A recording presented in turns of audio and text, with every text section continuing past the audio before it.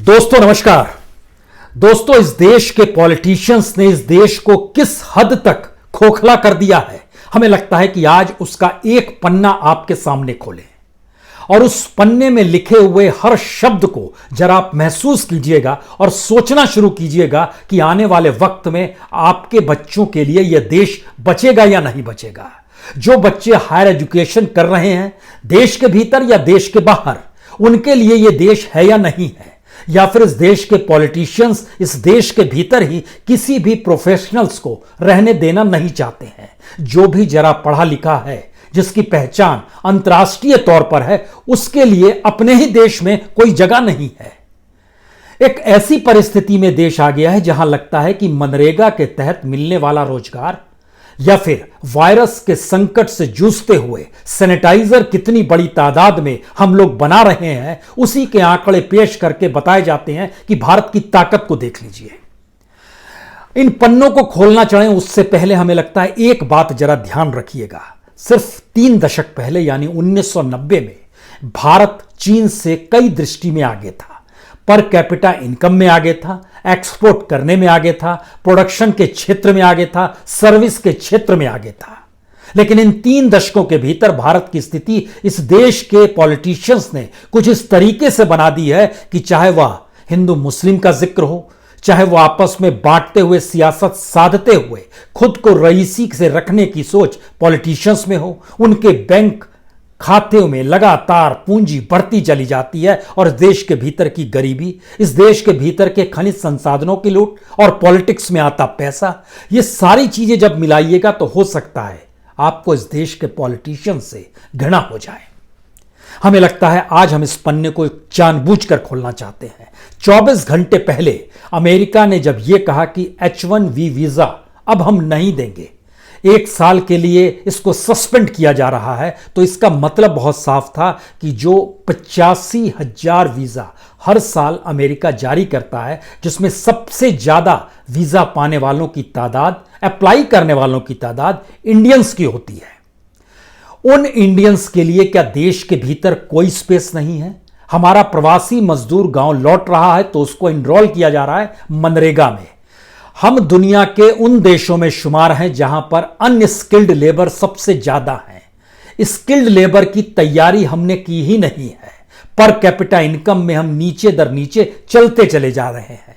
तो आइए जरा इस पन्ने को हम आपके सामने खोलना चाहते हैं और इसकी शुरुआत तो इसी बात से की जाए कि जिस H1B वीजा का हम जिक्र कर रहे हैं, यह 85,000 वीजा जो होता है, इसमें 20,000 वीजा मास्टर कोटा के तहत आता है, जो मास्टर्स की पढ़ाई के साथ जुड़ा होता है। पिछले साल 85,000 वीजा और जो रिन्यूअल हो किया गया, उन दोनों को मिलाइएगा तो तकरीबन 1,88,123 वीजा जारी हुए थे। उसमें इंडियंस की तादाद जो थी वह 1,31,549 थी। भारत के बाद चीन का नंबर था, उनकी संख्या 28,483 थी। और जो पिछले महीने जो वीजा जारी हुए H1B वीजा के, अब सस्पेंड होने से ठीक पहले 143 वीजा जारी हुए, जिसमें से लगभग 47 वीजा इंडियंस को मिले हैं। यहां जिक्र सिर्फ इस बात का नहीं है, इसको जरा समझने की कोशिश कीजिए कि अब जैसे आने वाले वक्त में जो न्यू फाइनेंशियल ईयर 2021 का शुरू होगा, उसके लिए H1B वीजा पर मुहर अक्टूबर से लगनी शुरू हो जाती है। उसके लिए जो एप्लीकेशन अमेरिका के पास है वह 2,75,000 की है। इन 2,75,000 में जो इंडियंस हैं, 1,87,000 इंडियंस ने अप्लाई किया है। चाइना के 36,300 लोगों ने अप्लाई किया है। अब सवाल है कि जो 1,87,000 H1B वीजा वाला तबका है, इसका मतलब है कि उसने ग्रेजुएट है, उसने एक लिहाज से हायर एजुकेशन की हुई है, मास्टर्स की डिग्री है, अब वो रोजगार के लिए वहां जाना चाहता है। वह जब नहीं जा पाएगा तो उस देश के भीतर में, भारत के भीतर, उसके लिए हमारे पास कौन सा स्कोप है? कोई स्कोप है क्या? और भारत के लोग दुनिया भर में जितनी बड़ी तादाद में अलग अलग क्षेत्रों में काम कर रहे हैं, हमने इसकी कभी कोशिश ही नहीं की कि वह कम से कम भारत में आकर काम करे। हमने उल्टा काम किया। जो पढ़ा लिखा तबका होता है वो कितनी जल्दी भारत छोड़ दे, हमारा पूरा ध्यान या पॉलिटिशियंस का पूरा ध्यान इसी पर होता है। हम इस बात का जिक्र आपसे आज इसलिए करना चाहते हैं क्योंकि जो भारत के जरिए बाहर पढ़ने वाले बच्चों की तादाद है वो बरस दर बरस बढ़ी है।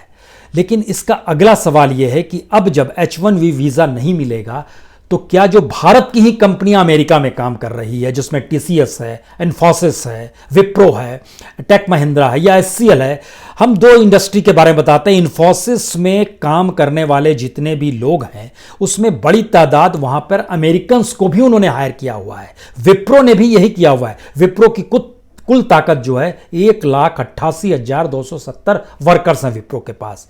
उसमें वहां के लोगों को, जो दूसरे देशों के लोगों को काम दिया हुआ है, उसमें तकरीबन 41,000 दूसरे लोगों को काम दिया हुआ है। उसकी वर्कफोर्स में ऑस्ट्रेलिया में मान लीजिए वहां खुला हुआ है, उनकी कंपनी है, तो वहां पर लगभग 40% ऑस्ट्रेलियंस को भी काम दिया हुआ है। यूनाइटेड स्टेट्स में है, वहां पर भी लगभग 37% दिया हुआ है। इस तरह अलग अलग दिया गया है। और पिछले साल ही लगभग 6,932 लड़कों की जब भर्ती हुई तो वो अमेरिकन्स थे जिनको काम दिया गया इन्फोसिस ने। हम इन बात का जिक्र जब कर रहे हैं तो हमको लगता है कि आखिर भारत को छोड़कर जाने वाले लोग भारत में आना नहीं चाहते हैं क्या? जो बिजनेसमैन है वो भारत में आना नहीं चाहते हैं, या जो भारत छोड़कर चले गए वो क्यों नहीं आना चाहते हैं? ऐसे बहुत सारे लोगों से हमने, जो अमेरिका में बिजनेस कर रहे हैं, उनसे भी बात की। उनका बड़ा साफ कहना है, भारत में बिजनेस शुरू करने का मतलब है कि आपकी कॉस्ट बढ़ती चली जाएगी।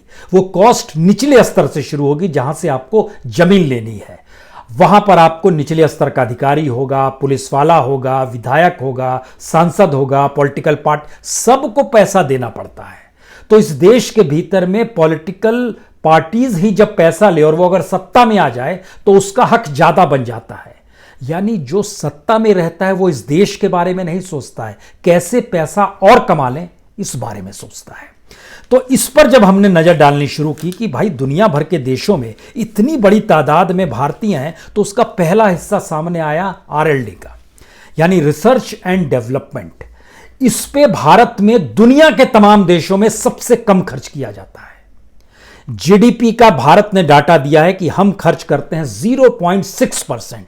आपको जानकर हैरत होगी कि पूरे वर्ल्ड में R&D पर जो खर्च होता है, रिसर्च एंड डेवलपमेंट पर, वो तकरीबन 1.7 ट्रिलियन डॉलर है, यानी 1.7 लाख करोड़ डॉलर खर्च होता है। और इंडिया इस पे जो खर्च करता है वो तकरीबन करता है 1,300 करोड़ डॉलर, इतना खर्च करता है। और ये ओवरऑल पूरी दुनिया में जितना R&D पर खर्च होता है उसमें भारत के हिस्से में आता है सिर्फ 2.8%। इतना ही भारत खर्च करता है।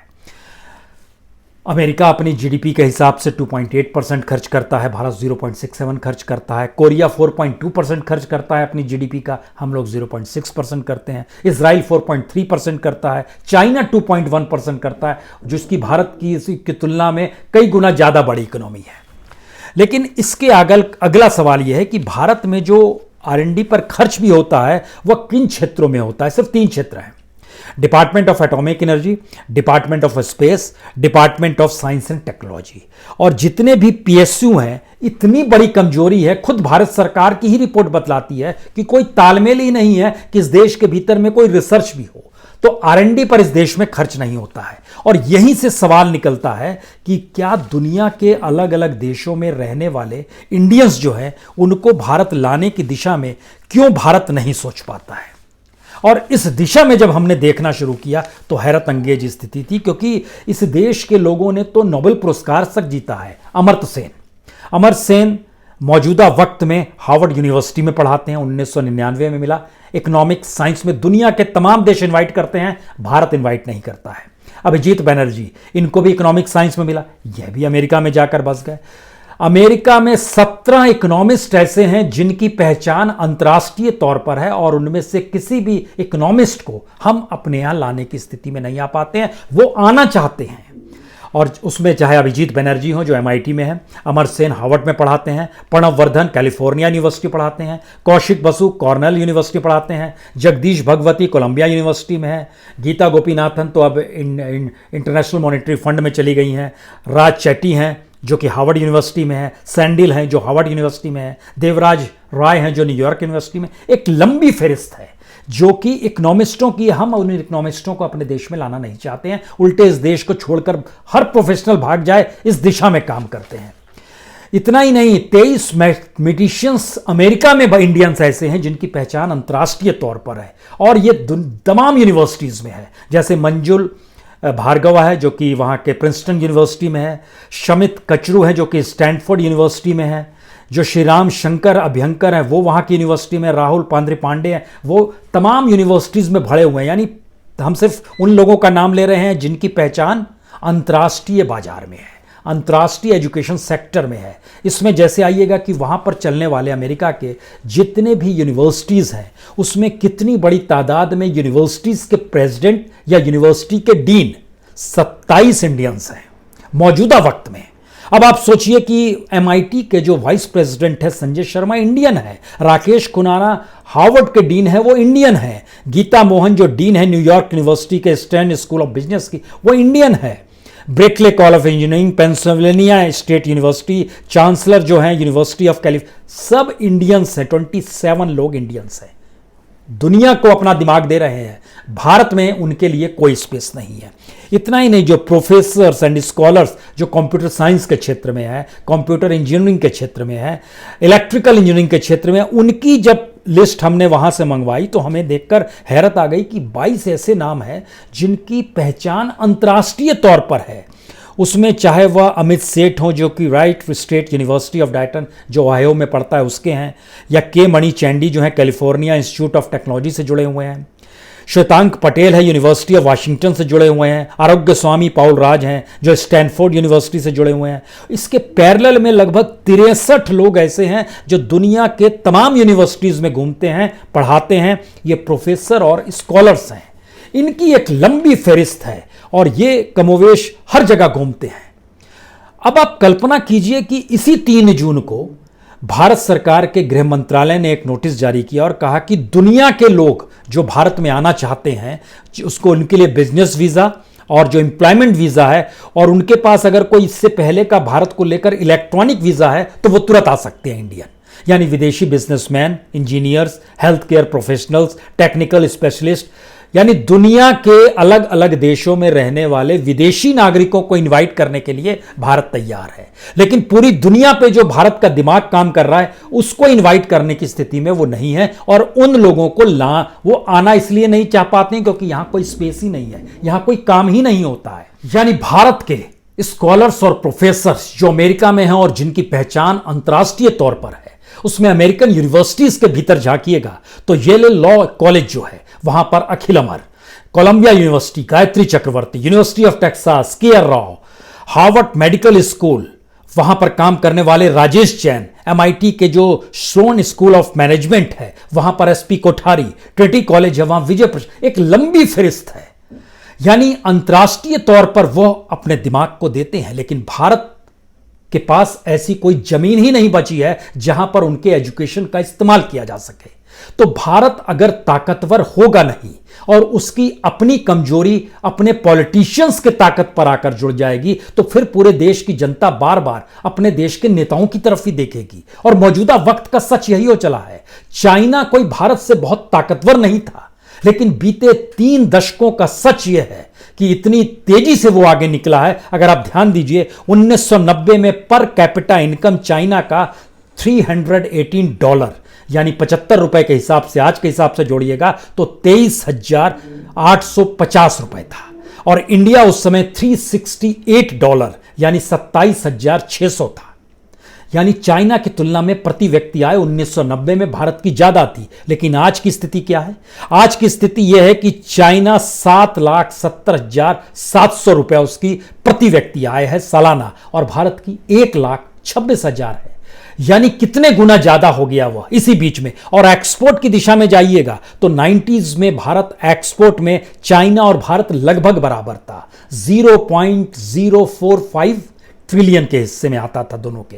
लेकिन आज की स्थिति यह है, चाइना $2.65 ट्रिलियन का एक्सपोर्ट कर रहा है और भारत 0.54 ट्रिलियन का एक्सपोर्ट कर पा रहा है। तो कितना पिछड़ गए हम, उसकी वजह क्या है? उसकी सबसे बड़ी वजह यह है कि चाइना ने अपने प्रोफेशनल्स को अपने देश में स्पेस दिया, और जो दुनिया के अलग अलग देशों में प्रोफेशनल्स डिग्री के लिए गए, पढ़ाई के लिए गए, उनका खर्चा भी अमेरिकी चाइनीज गवर्नमेंट ने उठाया, वो किसी भी दुनिया के देश में पढ़ रहे हो। उनको एक स्पेस दिया और स्पेस क्रिएट करने के बाद उनको अपने देश में स्वागत किया। वहां पर R&D पर जितना खर्च होता है, वहां पर जो स्किल लेबर पे जितना खर्च किया जाता है, मास स्किल्ड लेबर है, हमारे यहां मास अनस्किल्ड लेबर है, वहां पर जो बेसिक इंफ्रास्ट्रक्चर किसी भी इंडस्ट्री के लिए जो डेवलप किया जाता है वो जितनी बड़ी तादाद में किया गया। और आपको जानकर हैरत होगी, पॉलिटिशियंस के पांव जहां नहीं पड़े वह क्षेत्र भारत में प्रोग्रेस कर गया।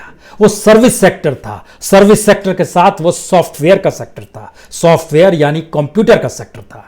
भारत कंप्यूटर के महत्व को यहां के प्रोफेशनल्स ने बहुत पहले समझा, भारत सरकार नहीं समझ पाई तो उसने वहां हस्तक्षेप नहीं किया, और इसीलिए भारत सर्विस सेक्टर में चाइना को कहीं कंपटीशन देता है। चाइना का जो टोटल एक्सपोर्ट है सर्विस सेक्टर में वो $233 बिलियन का है और भारत का $205 बिलियन का है। तो सॉफ्टवेयर इसी रूप में डेवलप होता चला गया, और जब तक पॉलिटिशियंस की नजर वहां तक पहुंचती तब तक वो अंतरराष्ट्रीय मार्केट में अपना स्पेस बना चुका था।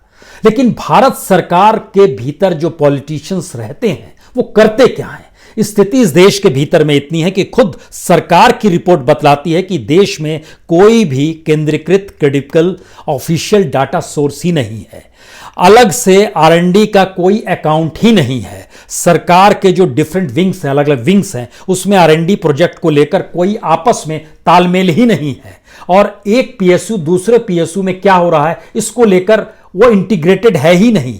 यानी भारत के भीतर जो ग्लोबलाइजेशन इंजीनियरिंग पे काम हो रहा है कि भारत के मार्केट को परखना है, उस पे दुनिया भर में काम हो रहा है। वो तकरीबन $42 बिलियन का काम अंतर्राष्ट्रीय मार्केट, भारत में मार्केट खोजने के लिए कर रहा है। लेकिन भारत अपने मार्केट को नहीं समझता है, अपने दिमाग को नहीं समझता है, अपने प्रोफेशनल्स को नहीं समझता है, उसे सिर्फ पॉलिटिक्स समझ में आती है। और यही सबसे विभत्स स्थिति हो गई है कि भारत के भीतर हायर एजुकेशन में भी दुनिया के तमाम देशों की तुलना में सबसे कम रिसर्च एंड डेवलपमेंट पे काम होता है। आप कहेंगे कितना काम होता है, कितना पैसा खर्च होता है? आपको जानकर हैरत होगी, research and development higher education के क्षेत्र में भारत जितना काम करता है उतनी कीमत में वहां एक लाइब्रेरियन को पैसा हार्वर्ड यूनिवर्सिटी मिल जाता है। यह स्थिति इस देश के भीतर की, और इसीलिए भारत जिन परिस्थितियों में जा रहा है और मौजूदा वक्त में जा रहा है, तो भारत के मार्केट को दुनिया देख रही है। आप इंतजार कीजिए, आने वाले वक्त में भारत खूब हथियार खरीदने वाला है, क्योंकि वर्ल्ड वाइड अंतर्राष्ट्रीय मार्केट स्लम में आ चुका है, वहां पर बिक्री नहीं हो पा रही है। तो भारत को अब सामान बेचा जाएगा, हथियार बेचे जाएंगे। इस पे R&D पे भारत पे लेकर काम अंतर्राष्ट्रीय मार्केट में जो तमाम हथियार बेचने वाली कंपनियां हैं उन्होंने काम किया है, देशों ने काम किया है। उस पर चर्चा अगले एपिसोड में हम आपसे करेंगे। लेकिन जाते जाते एक जानकारी दे दें कि जब हम आपसे जिक्र कर रहे हैं, प्रधानमंत्री ने भी कई बार जिक्र किया कि देखिए भारत कितना सैनिटाइजर बनाने लगा। अरे सैनिटाइजर तो तत्काल की जरूरत थी, और आपको जानकर हैरत होगा कि 26 करोड़ से 27.5 करोड़ रजिस्टर्ड लेबर भारत के भीतर मनरेगा में आ गए हैं। यह अलग मसला है कि उसमें हम सबको जॉब कार्ड भी नहीं दे पा रहे हैं, रोजगार भी नहीं दे पा रहे हैं, लेकिन वहां पर लगभग 1.5 करोड़ तादाद बढ़ गई है। दूसरी स्थिति सैनिटाइजर की, भारत के भीतर 100 डिस्टिलरीज जो हैं वह यूनिट लगाई हुई है इस बीच में सैनिटाइजर के जरिए कमाल है। और सैनिटाइजर में उत्तर प्रदेश के भीतर में इस दौर में लगभग पिछले महीने का डाटा आया है, 16 मई तक उसने लगभग 58 लाख लीटर सैनिटाइजर बनाया, 47 लाख लीटर सैनिटाइजर दूसरे राज्यों को बेच दिया, और इससे रेवेन्यू कमाया लगभग 42 करोड़ रुपए, जिसमें GST भी शामिल है। यह कमाई है।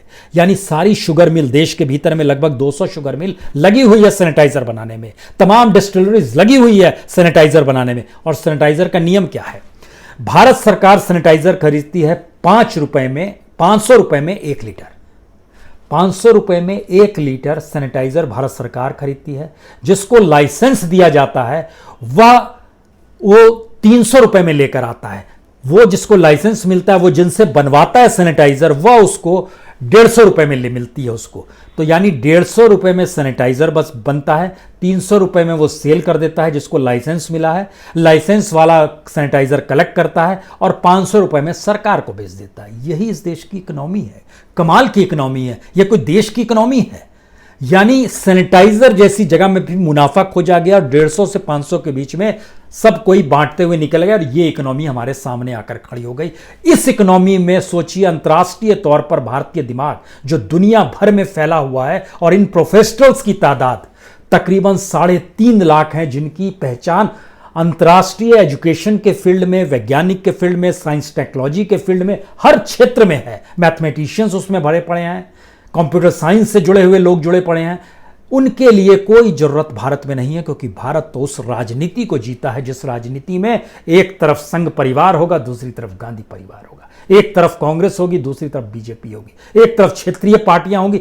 इसी मशक्कत में पूरे देश को सबने खोखला बना दिया है। बहरहाल अगले एपिसोड में आपसे मिलते हैं, इस हथियार के खेल को समझाते हैं। रशिया तैयार हो चला है, धंधा उससे शुरू हो गया है और अब दुनिया के 5 देशों की 18 बड़ी कंपनियां भारत को हथियार बेचने को तैयार है और भारत कंगाली में भी हथियार खरीदेगा। यह है स्थिति। बहुत बहुत शुक्रिया, बहुत बहुत शुक्रिया।